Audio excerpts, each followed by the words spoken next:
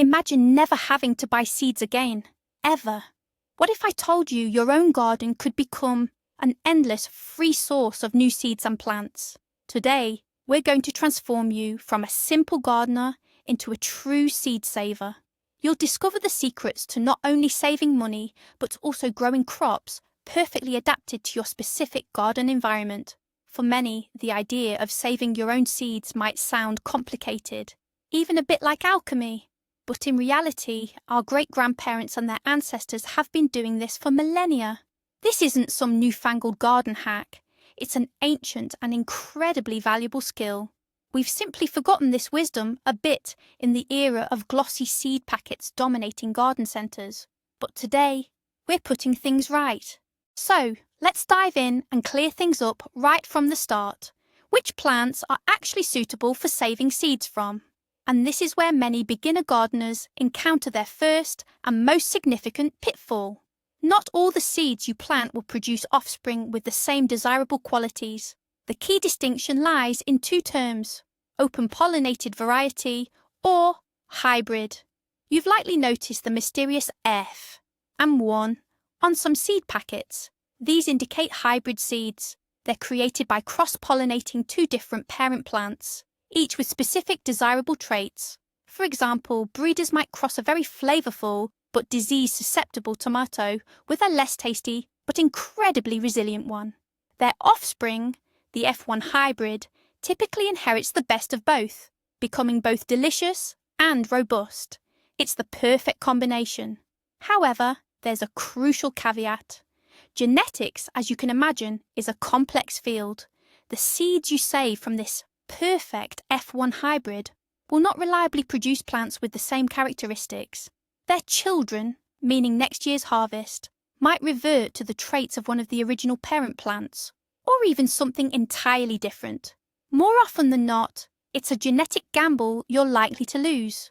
Open-pollinated or heirloom varieties, however, are a completely different story. These are varieties that reliably pass on their characteristics from one generation to the next, remaining true to type. These are precisely what we're looking for when saving seeds. So, the first rule of thumb: if you see that F1 designation, enjoy the entire harvest with no regrets. But if the packet simply lists a variety name, then you're in business. Plants like these, tomatoes, peppers, cucumbers, peas, or marigolds, are your ideal candidates for successful seed saving. Now let's talk about the golden rule of selection, the one that elevates simple seed saving into the true magic of horticulture. Take a good look at your garden. For seed saving, we're not just picking any good plant. We're seeking out the absolute champion of your entire patch. Think, which tomato plant stood strong and healthy when your neighbours were already battling blight? Which cucumber kept producing fruits longer than all the rest? Which pepper plant gave you the most beautiful, perfectly formed peppers? And of course, whose fruits were the most delicious? The ones you proudly carried to your table, eager to share. That's our ideal candidate right there. Remember, we're aiming to lock in the best genetics. It's like we're telling the plant, you're amazing. Now give me strong, delicious offspring just like you. So, right now, don't delay. Go find that champion plant and mark it. Tie a bright ribbon or a piece of string around one of its branches. It's from this very plant, this marked fruit, that will cultivate our future bumper crop, our bountiful miracle. Resist the urge to save seeds from any sick, weak or off-type plants, no matter how much you want to.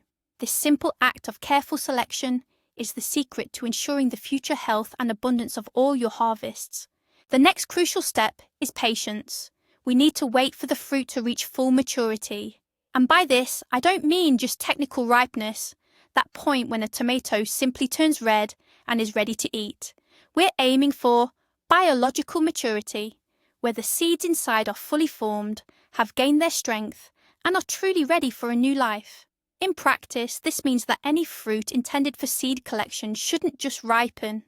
It should actually be allowed to slightly over-ripen directly on the plant. For instance, a tomato should become very soft. A pepper needs to achieve its deepest, most saturated colour, and a cucumber designated for seeds should not be green at all. We leave it hanging on the vine until it grows enormous and turns yellow or even brown. Peas and beans, on the other hand, should be allowed to dry completely within their pods until they become brittle, like parchment. Only in this fully mature state do the seeds acquire their maximum store of nutrients and energy, priming them for robust future growth.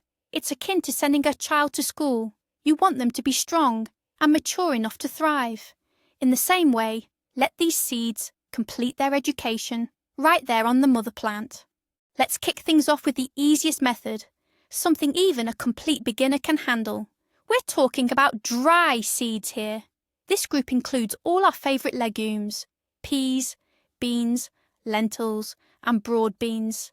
It's incredibly straightforward. Nature has pretty much done all the hard work for us already.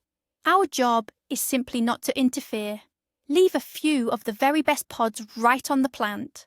Don't pick them when they're green. You'll need to wait for them to dry out completely. They'll change from green to yellow or brown, turn firm, and rustle in the wind like dry autumn leaves. When you pick one up, it'll feel like dry parchment. That's your cue. Carefully harvest these pods and bring them inside. From there, it's just like you did as a kid. Simply shell out the dry, firm peas or beans.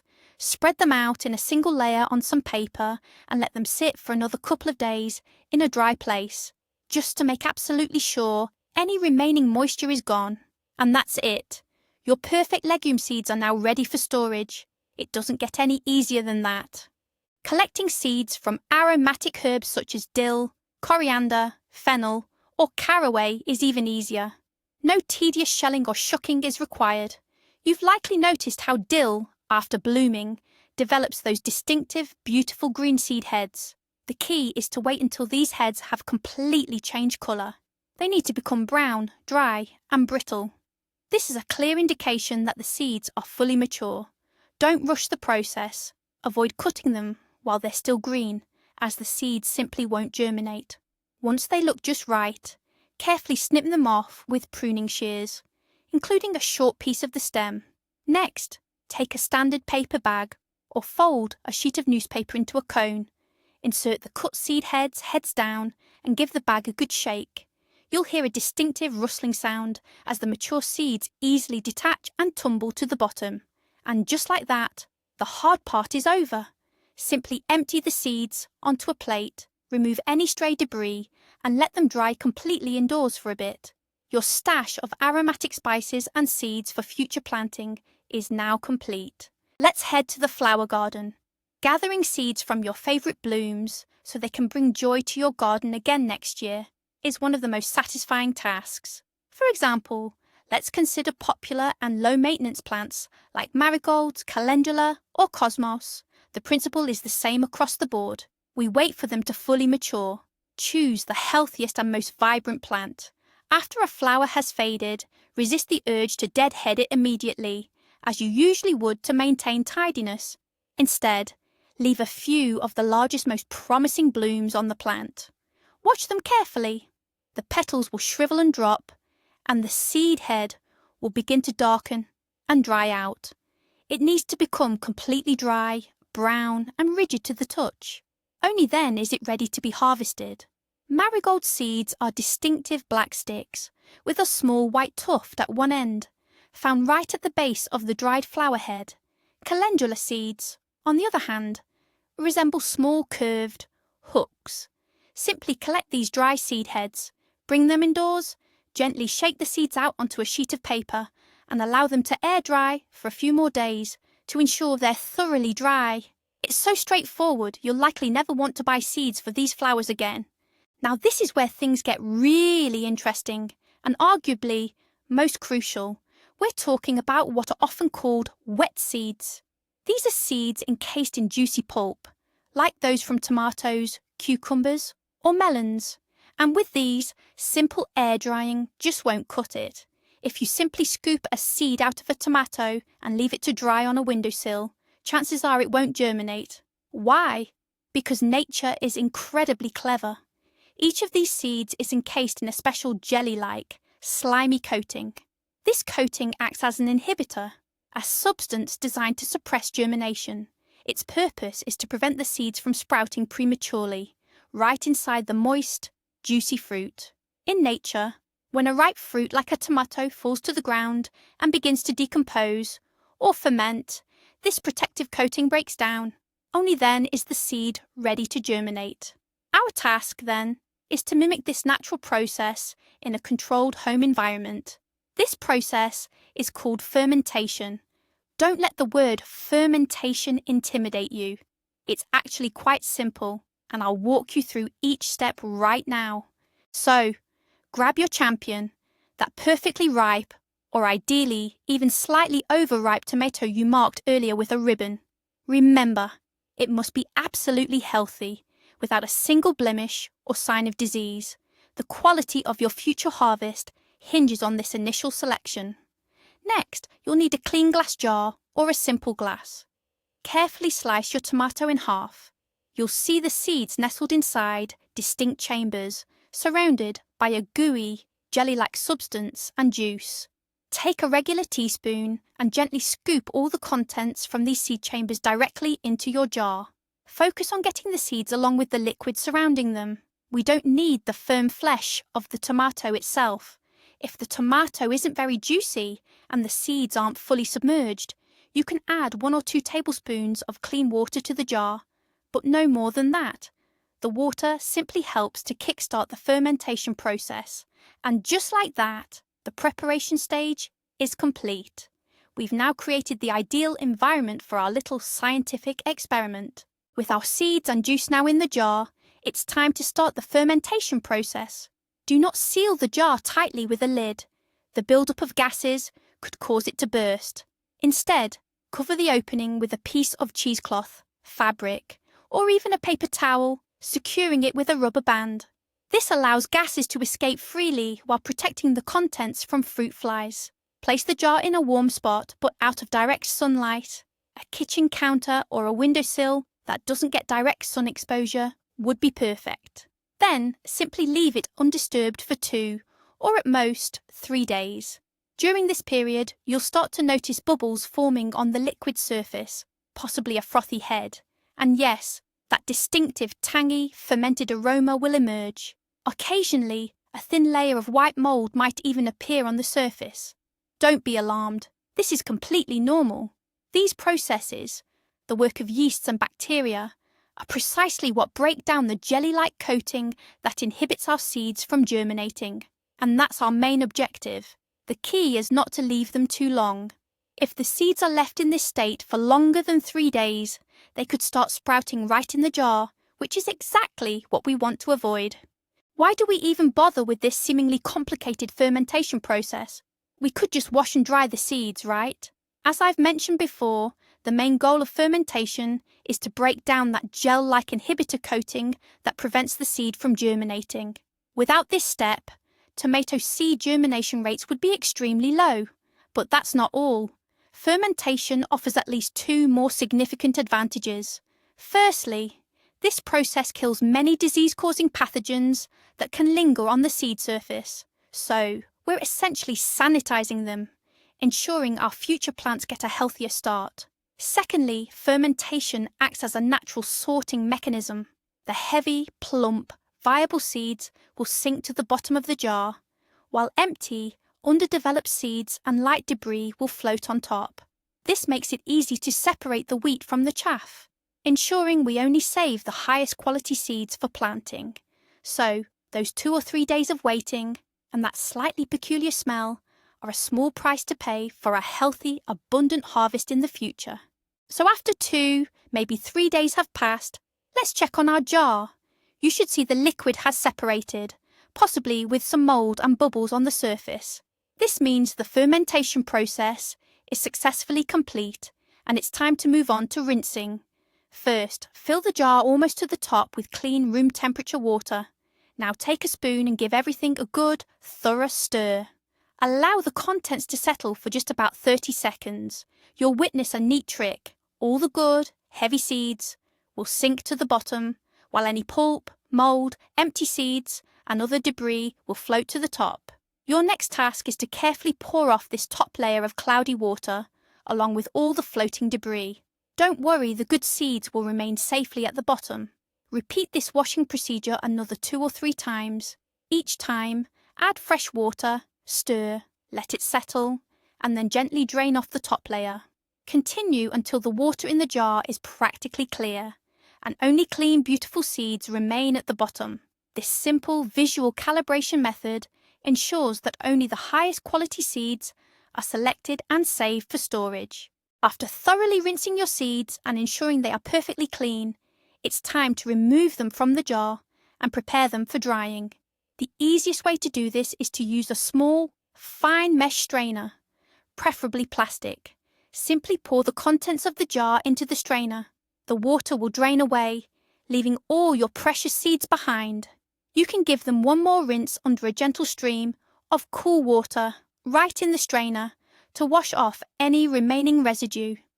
Afterward, shake the strainer vigorously several times to remove as much excess water as possible. The seeds should still be wet, but no longer dripping. They are now completely ready for the most crucial stage, drying. This step directly impacts how long they will store and how well they will germinate in the spring. Don't leave the seeds in the strainer for too long, otherwise they might clump together, making them difficult to separate later. Proceed directly to the next step. Next, let's discuss cucumbers. The process for seed saving is quite similar to tomatoes, but there are some crucial differences in how you select the fruit. The cucumber you'll use for seed saving is far from the crisp, green beauty we typically enjoy in salads. For seeds, we specifically leave a designated fruit on the vine, often called a seed cucumber. Choose one cucumber on your strongest, most productive vine, ideally from the first fruits that set, and simply leave it there. Do not harvest it. It needs to grow and ripen on the vine for as long as possible. Over time, it will lose its green colour, swell significantly, turn yellow, and may even become orange or light brown. Its skin will become hard and rough. This overripe giant is precisely what you're looking for. Once the vine starts to die back, harvest your designated seed cucumber and let it sit for another week or 2 indoors to fully ripen. Then, cut it lengthwise and spoon out the seeds along with the pulp into a jar.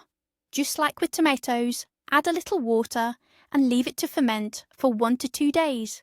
Cucumber seeds typically ferment more quickly.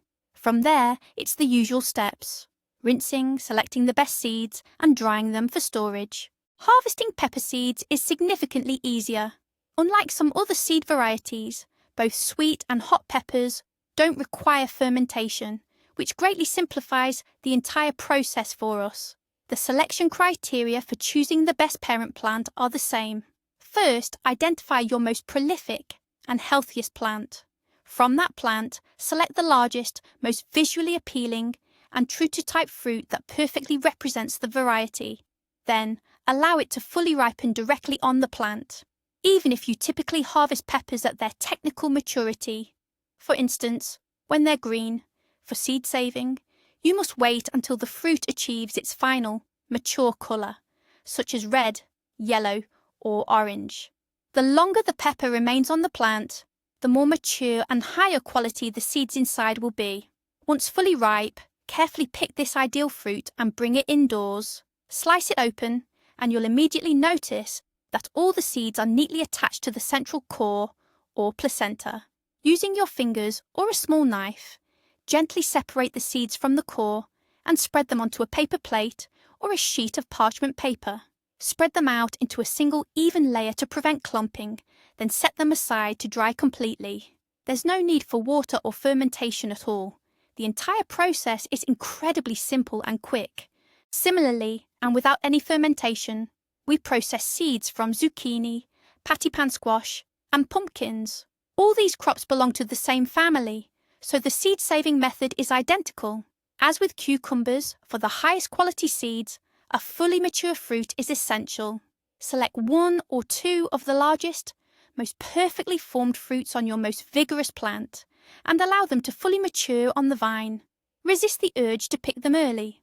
Wait until the stem, often called the handle or peduncle, becomes completely dry and woody. The skin of the fruit itself should be so hard that you cannot easily pierce it with your fingernail. Once harvested, do not immediately extract the seeds. Instead, let the pumpkin or squash cure in a warm, dry place for an additional 2 weeks to a month. This crucial step is known as after ripening or curing. During this period, the seeds inside the fruit will continue to mature, reaching their peak in terms of nutritional content and viability. Finally, cut open the fruit. Using a large spoon, scoop out the entire fibrous seed mass. Carefully separate the seeds from the stringy pulp. Rinse them thoroughly under running water in a colander, and then spread them out in a single layer to dry completely. The most crucial step determining the success of all our seeds, whether dry peas or freshly washed tomatoes, is proper drying. And there's one golden rule you must never break.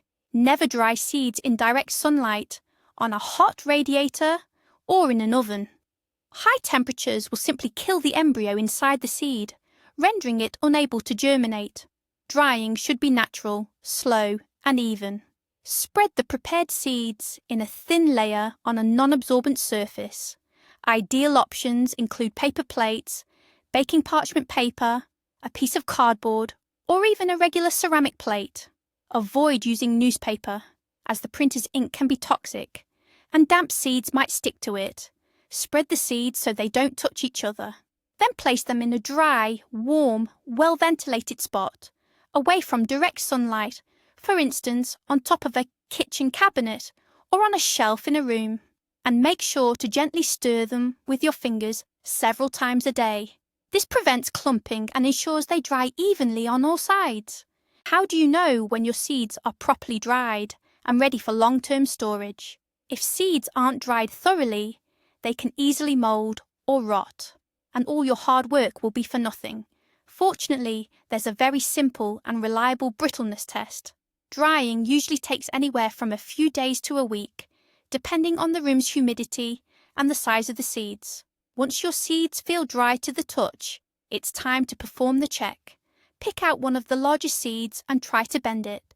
If the seed is pliable and simply bends, it means there's still moisture inside, and you'll need to continue drying them. However, if you try to bend it and it snaps cleanly in half with a dry crunch or click, congratulations, your seeds are perfectly dried. They're fully dried and ready for packaging and long-term storage.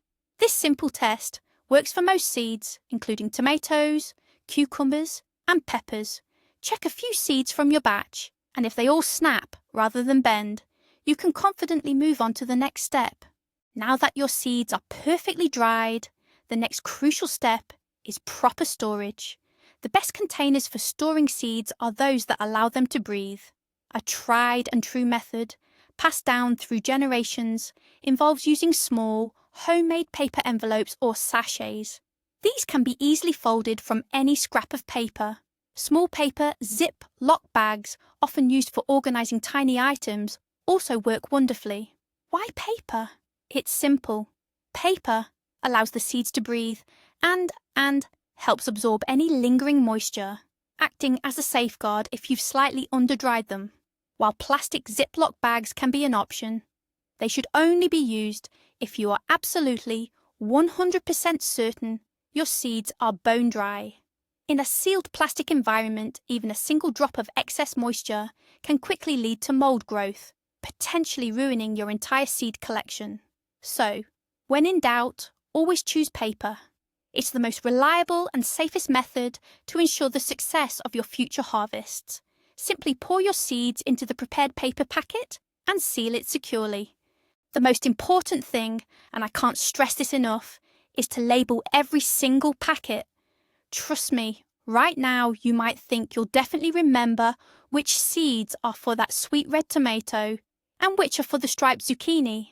But a few months will pass, spring will arrive, and you'll be faced with a dozen identical unlabeled packets, and you'll be frantically trying to remember what's what.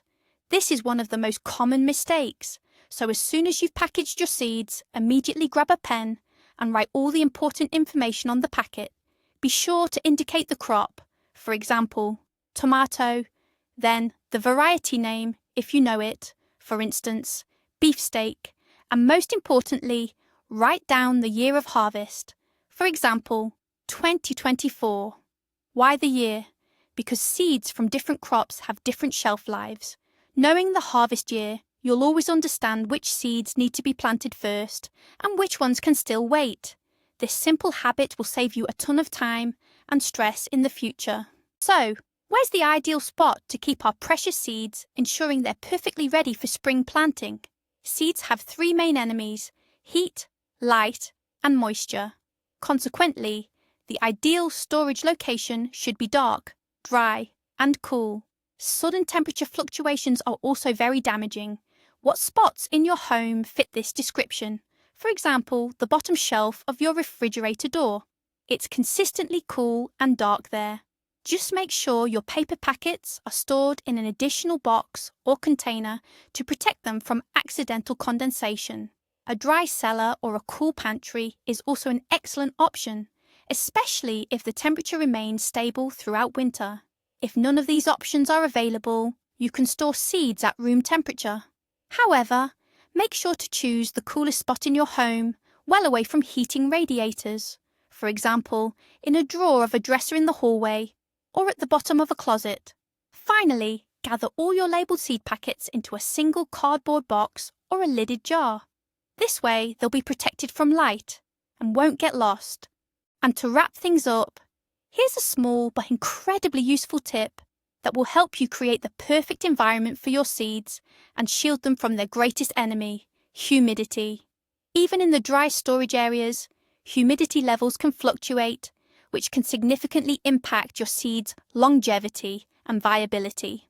To prevent this, simply use regular silica gel.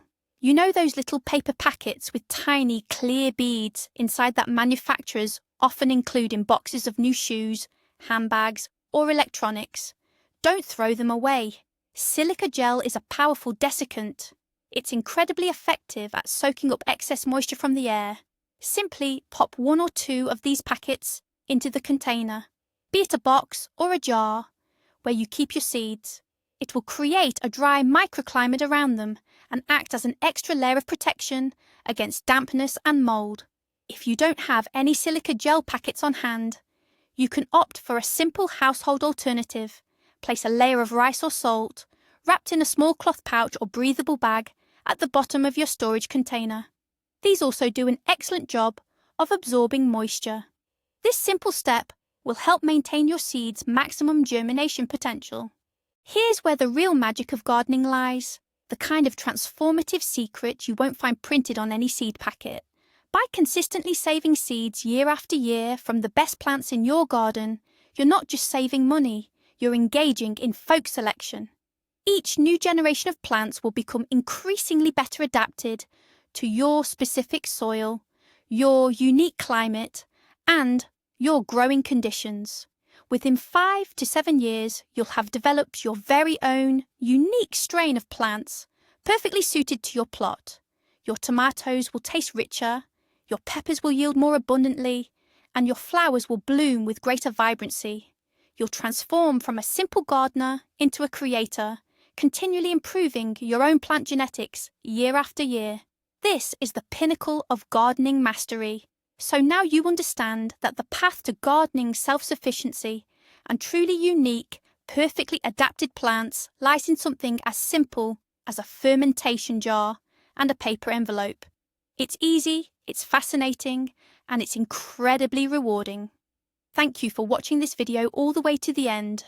If you found it helpful, please give it a thumbs up and subscribe to the channel so you don't miss out on more successful gardening secrets.